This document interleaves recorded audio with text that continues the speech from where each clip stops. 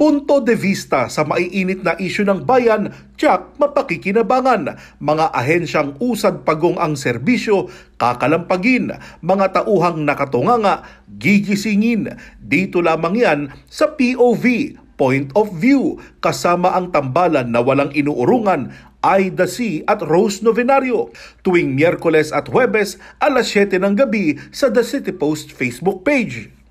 Hello, good evening. Welcome back. Aida. Good evening. Magandang gabi po sa inyong lahat. Opo, we're back sa Point of View, Punto de Vista, para talakayin po natin yung mga napapanahong issue dahil 5 araw na lang. 5 araw na Maluloko lang. na naman tayo. Ha? Maluloko? Sigurado ba kayong magpapaloko pa ba tayo? Tingin ko. Ay! Nako, wag naman po. Wag po nating iboto yung mga walang karapatan. Ang title episode po namin ngayon is Huwag Magpaloko sa mga peking kandidato. Palpak na, peke pa. Diyos ko, Panginoon. Naku po. So, Diyan na po kayo ha. Okay, nagse-cellphone, sandali lang. Oo. So, umpisahan muna natin sa ating roundup. Alam mo, itong nakaraang araw, hindi ako nagkakamali Lunes. Nagulat ako kasi nanonood ako ng press briefing ng Philippine National Police kasama yung mga generals, yung representative ng AMLAC, may representative ng National Security Council. Pinresko nila yung napaklasan nila tungkol dun sa Anson K. Oy, ito pala ha, isang paglilinaw. Noong po nakaraang episode, nabanggit namin na batay sa isang report na isang television network, involved yung anak ni Anson K. Hindi po totoo yun. Binawi po lahat yun ng PNP at nagkamali po sila. Inamin nila dahil binawi nila yung pag-file nila Yeah. kasama yung pangalan So, paglilinaw po hindi... Sinabi naman natin yan allegedly. Oo. Hindi po kasama yung anak ni Anson K. So, ito, sa kidnapping na ito, high-tech na pala ang bayaran ng ransom ngayon, Cryptocurrency. Oo. E-wallet. Grabe. So, dinadaan nila yun pala, Ito matagal na tong racket ng mga sindikato. Yung casino junket operators, ginagamit sa criminal activities yan di ba? Yes. Naalala mo yung Bangladesh Central Bank robbery, yung pinasok dito nila Kim Wong, yung ninakaw na pera mula sa Bangladesh Central Bank. Naalala mo yun? I vaguely remember. Oo, ayun, malaking istorya yan noon, 2015. Ang involved na bangko dyan ay RCBC.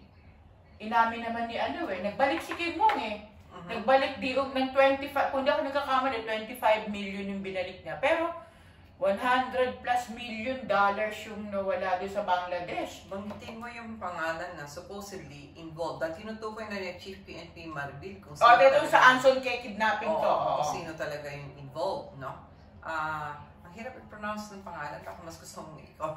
Ito kasi, si Anson K, di ba pinatay siya, pati yung driver niya. Ngayon, yung anak niya, nagbayad ng ransom, 200 million. Cash ito, nung ibinayad. So, para hindi siya... Nasa several wallets, di ba? Oo, para hindi siya pinasok muna siya dun sa casino junket operator na Nine Dynasty ang pangalan. Nine Dynasty. At saka yung bandang huli, meron pa isa, White Horse. So, umpisahan muna natin sa White Dynasty. Nine Dynasty. Ang nagmamay-ari pala nito ay si Lee Duan Wang. Pamilyar ka ba doon? Ito ba yung sa Yung sa citizenship? Hindi. Oo, yan. Na binito ni Presidente. Oo. Oo. Bakit kaya binito? Dahil lumabas na to? Hindi, wala pa. Hindi pa. Oo, kasi Pero meron na. nagsimula natin lahat May involvement din yata itong mga ibang politiko rito di ba? Oo. Nagsimula yung kanyang Filipino citizenship na pangarap sa panukalang batas na sinampa ni Albay Representative Joey Salceda. Yan, dyan nagsimula. So, may 200 daw na kongresistang pumabor sa House Resolution ni Joey Salceda. Kaya nakarating ng Senado. Ang point ko, hindi ba yung citizenship, normal naman yan dapat na pinoproseso? Ba't pinakikialaman ng mga kongresista? Hindi, ako, pag foreign national dapat merong batas. Na? Na magiging na magiging Filipino citizen ka. Kasi Yes, may kaibigan akong pare na ganun. Exactly. Pero there's a process that you go through. So, bakit merong pumapapil ng mga kongresista for this? Hindi, sila kailangan kasi may mag-file ng panukalang batas eh. Mag-i-sponsor? Oo, mag-i-sponsor. Kailangan may ganun. Pero kasi, okay na yung may nag-i-sponsor, pero dapat bina-background check mo yung tao eh, di ba? Oo. At sa dami nila, Due diligence. 200, bali 201.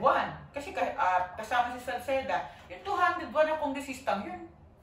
Walang Malaking pera yun. Walang ginawang pag-iimbestiga.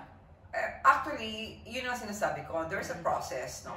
Para mo mag-grant, ordinaryo, tayo, pag nag-a-apply ng citizenship, ang dami-dami nating dinadaan ng proseso, screening. So, bakit tayo, tanggap ng tanggap, ini-sponsor, hindi tinitingnan kung ano background, kung mamamatay tao, kidnapper, drug lord, di ba? Like, for example, sinabi ni Rose kanina, talagang natukoy na ito yung mga sa junket operators. At finarm out nila yung pera, di ba? Pinadaan sa wallet, kinatay. Kasi alam, inatado tawag doon eh. Parang siguro gusto nilang makalusot sa AMLA. Pero in the process, meron pa rin trail yan eh. And then, converted sa cryptocurrency, di ba? At ang nagme-may-ari ng mga yon, sino? Ito si Li Duanwang at saka yung isang isang Chinese na yung Chinese na naaresto na NBI noong January for espionage.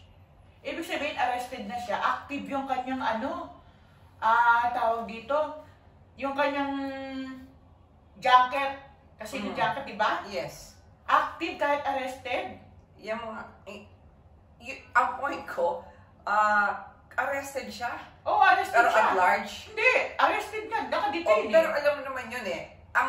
Yung believe ating sa Muntinlupa, may trade nga ng drugs eh. Kahit na nakakulong ka na, pwede ka pang mag-deal. Di ba? Alam mo naman yun. It's not a deterrent actually pag nakakulong ka. Ang dami mong galamay. So, pero ang point ko, this was 2000 what? Pero ito lang. Hindi, yung sponsorship nito mga to, 2015? Sponsorship na citizenship? Oo. Ito lang. Ito lang. Itong taon na to. Itong taon. Ito, kabibito lang ni Presidente last month eh. Ni April. Mabuti naman. Pero ang natuklasan ng PNP, kasagsagan daw ng pamamayagpag ng casino junket operation nito ni Li Duanwang, nung kalakasan din ng Pogo. Because, no pun intended sa mga Chinese, I'm half Chinese. So, hindi ba karamihan ng mga junket operators? Chinese. Ito, Fuji, ano ba to? Yung isa? Fujian. Di ba? Tapos, ano nangyari? Ginamit na ngayon yung mga junket operators na yan para dun sa ransom, dun napunta. Point is, may connection, di ba? Parang may connection sa ibang politicians. So, may nagtanong na reporter kay General Marbil. So, meron po kayong nakikitang isang malaking tao o personality sa likod nitong junket operator na ito. Yun nga, yung binito yung citizenship, si Li Duanwang. Ang lolo mo, biglang napasok. Ang sabi niya, ay, wala pa tayo doon, pa lang tayo sa kidnapping case. Tumatakbo yun, di ba? Yung nag-sponsor? Ay, oo, ang sponsor sa kanya citizenship sa Senado, si Francis Tolentino. Totoo yun. Kasi nakapag siya, di ba? Pero tahimik ka. 19-1. So, 19 yung senador na bumoto in favor doon kay kasama si Chis Escudero. Pero tahimik nila ngayon. Oo. Merong sound of silence. May sound of silence doon. Alam niyo, kung hindi ko kayo mag-guilty, normally, pagka merong umalingasaw na ganyan, you will say something and then you will admit, nagkamali ako dito, hindi ko to na background check, hindi ko na vet. So, pero tahimik. In fairness kay kay Senator Risa Ontiveros, siya lang. Oo, siya yung bukod tanging bumonta. Isa lang. Mabuti pinakinggan ni Presidente. Yung yung pagtutol ni Risa. Mabuti naman. Oo. So, Kaya mamaya, itatalakay Alam natin. mo, Isa ha? to sa mga reason Oo. kung bakit sinasabi namin, wag ko kayong mapaloko. Kasi yung mga nakikita nyo sa kampanya is just a facade. That's not the real personality. That's not the character. Maraming ano yan, maraming mga dual personality sa harap.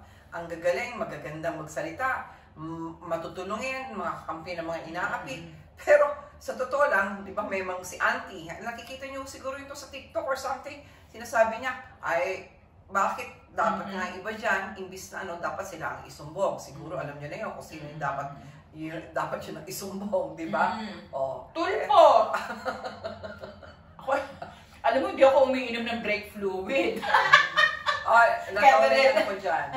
Kaya dire-diretso ang lola mo. So ito, papaalala ko lang sa inyo ha. Yung mga re-electionist senators na bumoto pabor sa citizenship ni Lee Duan-Wang ay sina. Pangalanan natin. Sige. Sina Senator Pia Cayetano. Aray. Senator Ronald Bato de la Rosa. Aray. Senator Bongo. Wow. Senator... But I'm not surprised. Senator Lito Lapid. Yan naman, kahit sino binoboto. Senator Amy Marcos. Pag ganun yan eh. Senator Bong Revilla. Oh well. At What's ito si Tol sponsor, si Tol Tolentino. At si ano ha? Tandaan nyo yung mga pangalan na yon. At ito kasi mga re-electionist senators. Meron ditong isang senador na hindi siya tumatakbo as senator. Kongresista, Cynthia Villar. Yung anak din niya, bumoto rin, ipabor, si Mark Villar. So ako sa tingin ko, kung ganyan naalala ko kasi nung panahon ni FBR ha, ay siyempre medyo may edad na ho tayo eh. Reporter na tayo nun eh. Meron siya sinasabi doon ng mga hoodlums in robes, hoodlums in the uniform, ganun-ganon, di ba? Eh ngayon, hindi ba parang shakedown ito eh. Parang magkakaroon kaya ni shakedown sa Congress? Considering 200 congressmen, tapos 19 senators yung involved. But when you say shakedown, it's really shakedown. But ito nakikita mo tahimik eh. Diba? Parang parang it is an opportunity for a shakedown. Actually. Yun nga. So ngayon, the challenge is with the incumbent officers and President Marcos, kung talaga bang i-shake down nyo to so that we will have new blood, we'll have new kind of politics and new branding. Paano nga i-shake down ng lolo mo, Bongbong? Eh, kasama nga sa alyansa para sa bagong Pilipinas yung iba ron. Di ba? Let's pose the challenge. Diba? Walang Eto, presidente ha, total. Para maging, to be honest, to be fair, meron tayong nasisilip sa mga PDP laban, kesyo China-funded, candidates. Eh, eto naman pong mga kandidato nyo sa alyansa, ayan si Lee Duan-Wang. Di ba? Manchado rin. Manchado rin ng Chinese. Hindi ho kami namimili ng isang partido. Ang tinitingnan ho namin yung individual at saka yung mga pangyayari. So, wag ho natin sasabihin just because binanggit namin yung mga pangalan to. It's because meron karapat dapat na ibanggit, no? Meron dapat punahin. Pero sabi naman ng PNP, ongoing daw yung investigation. Kung may patutunguhan. That's right. Alam mo tayo, ang dami-dami natin lagi inuumpisahan ng mga investigation, but in the end, it's just there, gathering dust. Diba? Kita mo nga yung sinasabi mo, arrested. And yet, yun si jacket si White Horse? White Horse. Sinasabi nila, di ba nalala mo yun? During the time of Duterte, sinasabi talaga nila na Pogo and yung mga casino gives online gambling, everything na yun. Kita mo ngayon, lahat na. We have already the mentality of a parang gambler, no? At sinasabi, nagbibigay ng nation of gamblers. Nagbibigay ng hanapbuhay. Pero there should be a balance. Hindi dapat na nawawala yung moralidad. Nakikita nyo, puro crimes. Pinasok tayo ng mga banyaga. Yung banyaga ngayon yung namamayani. At mga kriminal. Mga kriminal.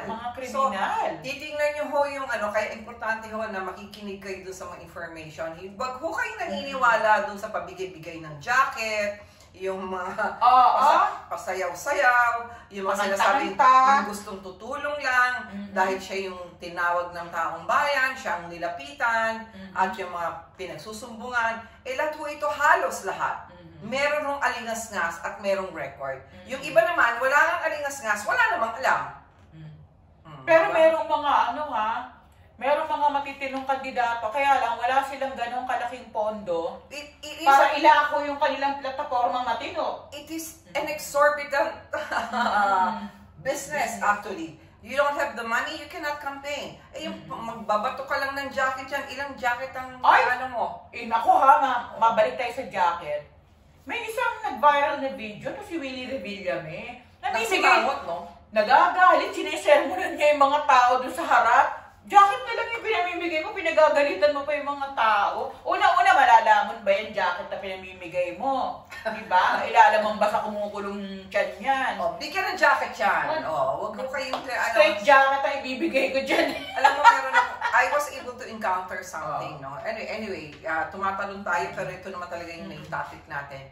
Kwinenta, yung kung magbibigay ng 5,000 ang isang kandidato, merong nag-send na kayo. Kinumpute kung magkano. Lumalabas, it's around 1 peso something for approximately like how many months? Kasi 5,000 Yun ho kapag... Yun yung allowed ng COMELEC? Hindi, basically, pag inano mo, dinivide mo sa... Kung gaano siya katagal uupo sa pwesto. Yun lang ang binigay sa'yo. It would just last you for a couple of, probably a month with 1 peso something. We will show that to you. Kaya ho, hindi nyo dapat pinagbibili. Wag ho kayo nabubulagan doon sa 5,000. Kasi, pag ang dali mong ubusin ng pera, and yet, look at us. We have the mentality of immorality, impunity. We have so many crimes, and then, ang mga pwede mo natin, it's 165 times 3. 5,000 Naging family business. 1,095 days. Alam niyo ho ba, 71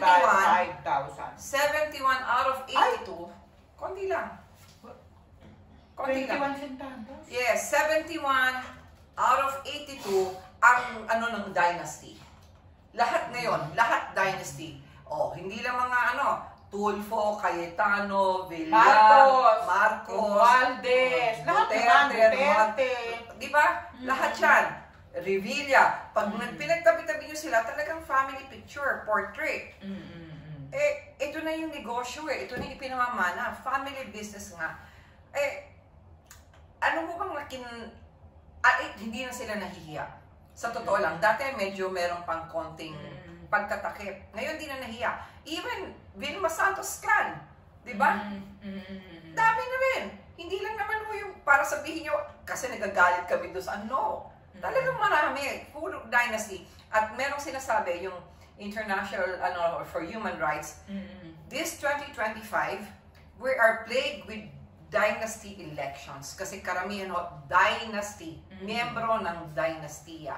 At ang sinasabi nila, dynasty is a source of poverty for our country. Ng Pilipinas. Dynasty is a form of corruption. Why? Because they control all the power, all the budget.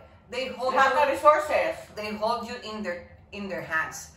Congressman, senator, may vice mayor, may governor, meron pa pinapatulan, ultimo barangay captain, kagawad. So, alam mo, sa amin, sa lugar namin, ultimo homeowners. Nagsisimula yung dynasty sa homeowners. Homeowners Association, barangay, tapos yung nanay nila ay konsihal naman ng syudad. Susunod niyan, meron ng vice mayor, meron ng congressman. Iyain naman natin sila, huwag nating pabayaan. Wala na bang matinong tao sa lugar niyo, kundi sila? At saka parang lumalabas, sila na lang yung merong katalinungan. And as a matter of fact, hindi naman talino yung pinagmamalaki ng mga to. They were popular because naging actor, naging actress. Diba? Ang iba nga dyan, naging aktor, pero hindi nga kayang buhayin ng anak. Oy, Philip! Alam mo, tuwa ako doon kay Gloria Diaz. Padalan mo ng suspend yung anak mo.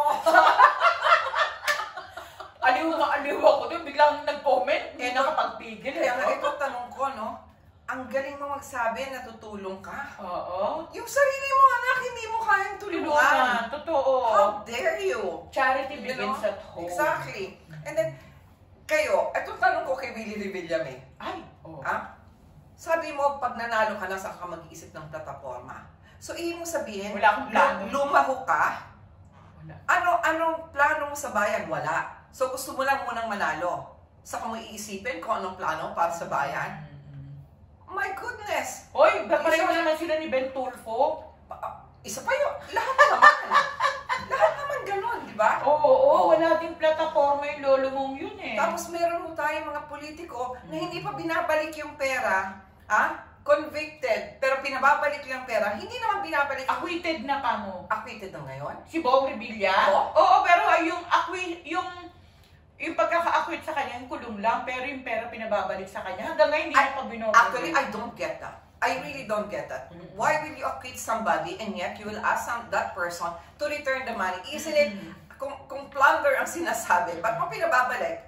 So, kaya mo pinababalik kasi alam mo, kinuha sa masamang paraan. So, bakit hindi siya magiging guilty? Guilty. Napaikutan ng batas, ano? Wag ano yung sayo-sayo niya, yung pag ganun-ganon. Budot? Whatever, yung pag ganun-ganon lang. Pero naglagang lolo mo sa ano? Mabuti naman. Ay, talaga? Oo. Dito lapid. Ay, Lito. Mag-ano ka na lang. Ano ba yung ano ngayon? Yung teleserye ni Coco Martin? Ano ngayon, Chef? Batang Quiapo. Batang Quiapo. O gusto niya, Batang Tondo or something. Batang porak. Lahat. Kasi porak yun lahat. Sa lahat, di ba? Batang porak. Pambihira. Talagang magkaroon man ho kayo ng delikadesa. At yung mga, ito yon. Even na Cayetanos, sabihin natin, ilan ba silang tumatakbo? Di ba? Ilan? Pia. O si Alan. Dalawa na di ba? May asawa pa yata. Si Lani, yung mayor ng... Correct. Away-away pa. So dito yung kaaway nila si Lino. Ang kwento dito, magkano lang? 200,000 ho ang sweldo ng mga senador. Pero dun sa mga benepisyo at saka yung mga budget ng opisina, napakalaki. Napakalaki. At hindi ho doon nagtatapos yun. Pag meron ho mga contractors na gustong magpapasa ng kahit anong mga proyekto, lahat ho yan may bigayan dyan. There's such a thing as lobby money. Alam nyo ho yan. So, wag nyo ipagpalit yung boto nyo for a measly amount of 5,000. Hindi ho makakarating sa lalamunan yung 5,000. No? Kahit yung jacket, hindi nyo kayang nguyain yun. Tumaba lang kayo, wala na, hindi na magkakasya sa inyo. Namimigay pa lang ng jacket, nagagalit na. Tama. Meron tayong qualifications. Kung mainit ka ng ulo mo, lumayo ka sa tao. Yung tao, actually, hindi ka kailangan. And besides, if you're going to say na, walang corruption, etc., gusto ko lang makatulong, can't you not do that? Out of yung not being in politics, you can. Diba? Magtayo ka ng foundation. Total mayaman ka.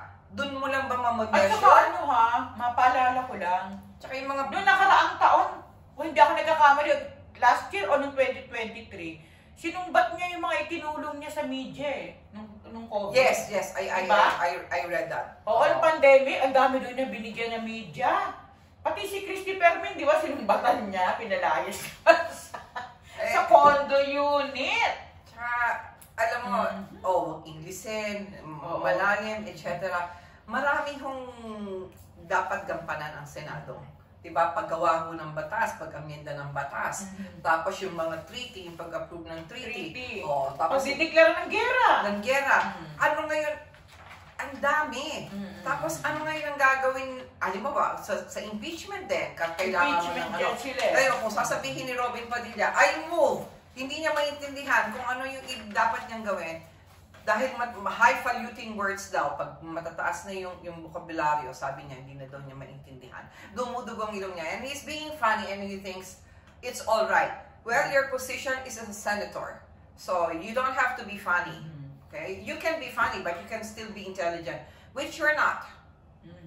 So, hindi ka na funny, hindi ka pa intelligent. Ano na lang? I don't know. I did not vote for these people.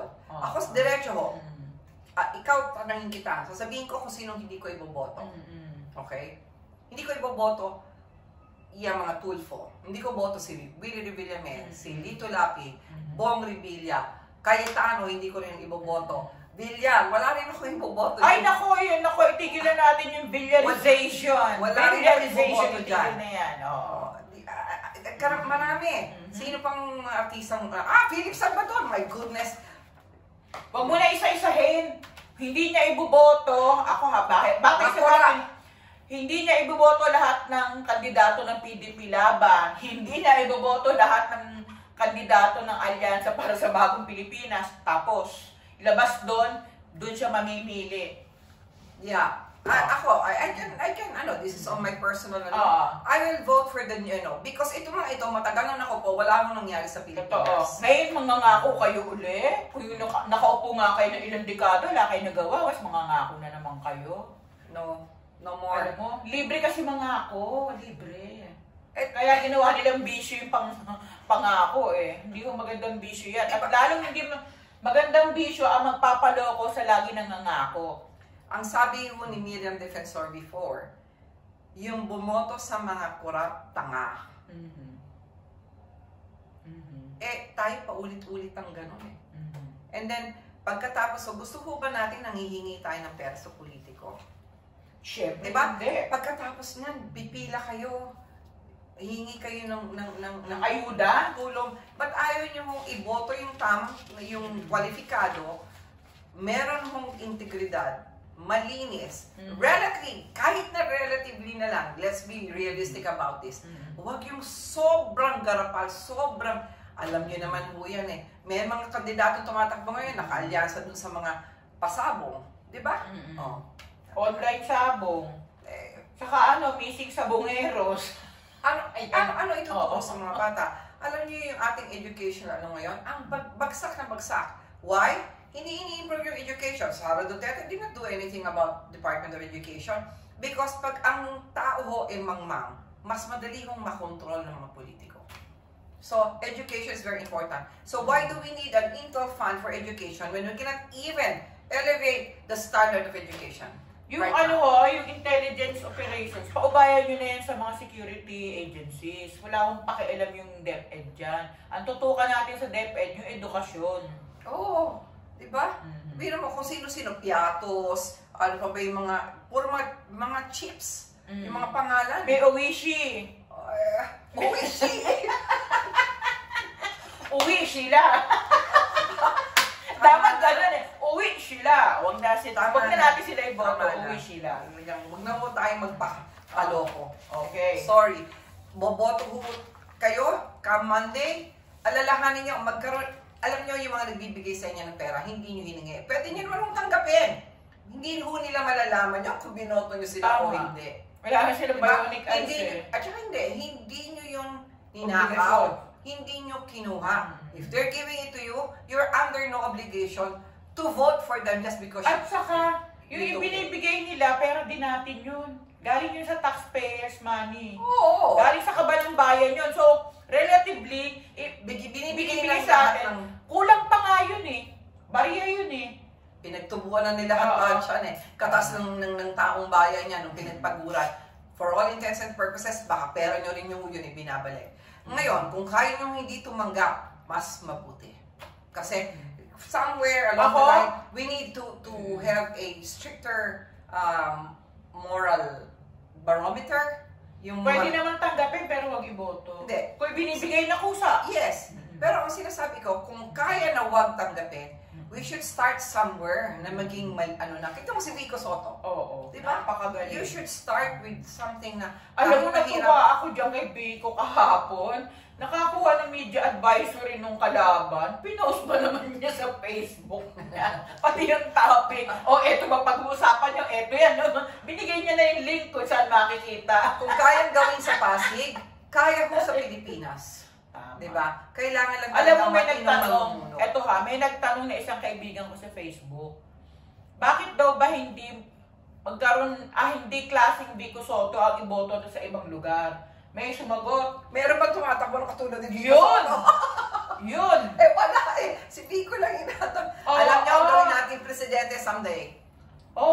Kasi, hindi, saka sa totoo lang, ako tingin ko matalino ang mga taga-Pasig. Actually, hindi ko ganito yon, no? Lilipat na ako sa Pasig para maging matalino. Hindi ko masabing ganon because for so many years, they have been under the influence of Eusebio. Oh. Hindi ngayon, naging ano na sila gising. No, pero tingin ko, binigyan sila ng bagong pag-asa. Nakita nila na umuunlad sila. Kapag ganito pala straight yung tao, gumana ang buhay nila. Konti yung mga fees na binabayaran nila, yung ano sa palengke, is cheaper, di ba? Tapos meron silang ayuda, meron sa seniors, meron sa libre ospital. Libre ospital. Papagamot. Oo. So, huwag kayo maniwala na sa puro pangako. Didiscuss mo namin yan, doon ho kayo sa may preba. Yung preba ng maganda ang ginawa. Hindi yung preba ng pagnanakaw, ng krimen, ng korupsyon. Diniscuss natin si Diskaya, huwag niyo iboto. Oh.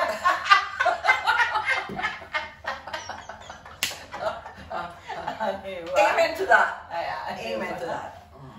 Sige na. Kung hindi ho namin nabanggit, siguro, pag-isipan niyo pa rin yung mga pangalan hindi namin nabanggit. Baka meron lang ho kami nakalimutan, nakurap din pala at So, pagyamanin niyo yung isip. Okay. So, hanggang bukas ulit. Siyempre. Alam mo, nabibitin ako sa mga ganitong kaya lang, bukas ay May 8 na. Tapos na yata yung campaign. Parang last day bukas. Last day, is 8 or 9? I think 2 days before, 9. 9. Kasi 9 Kasi is Saturday, Friday. Sunday, that's right. Oo. So, wala na, Monday ng elections. Alam nyo eto, mag-iingat tayo kasi ang gapangan bisperas ng eleksyon. Diyan yung makikita yung gabi yan, pupuntahan niya sa mga bahay, kumakatok sa mga bahay yung mga meron ng mga helicopter, may mga ambulansya. Alam mo, sa totoo lang, napakahirap ngayon na patunayan niyang vote buying kasi lalo na kung sa e-wall, dinaan. Di ba? Kung yung ransom nga ng kidnapper high-tech na, no? Oo. Talaga naman. Alam mo yung digital age na gamit na sa kasamaan. Napakawalang hiya. Sorry. Talagang walang hiya. Sige. We're going basta yung mga bumoto para sa Filipino citizenship ni huwag niyo iboto yun. Ni Lead 1. Tsaka yung mga na-involved sa mga, ako, sa sugalan. Hindi ko iboboto yung mga EJK. Tama, involved sa patayan. Drugs. Paano si Bongo? Tinuro siya ni Rina Garma. Kung totoo yun, hindi ko siya maboto. Di ba meron ka isang pamantayan? Tama. Basta may EJK record, drugs, crime, at yung mga bastos, yung bibig, yung katulad nila Villaferte, nila Sia, ni Apungab. Yung yung tigal, yung governor something.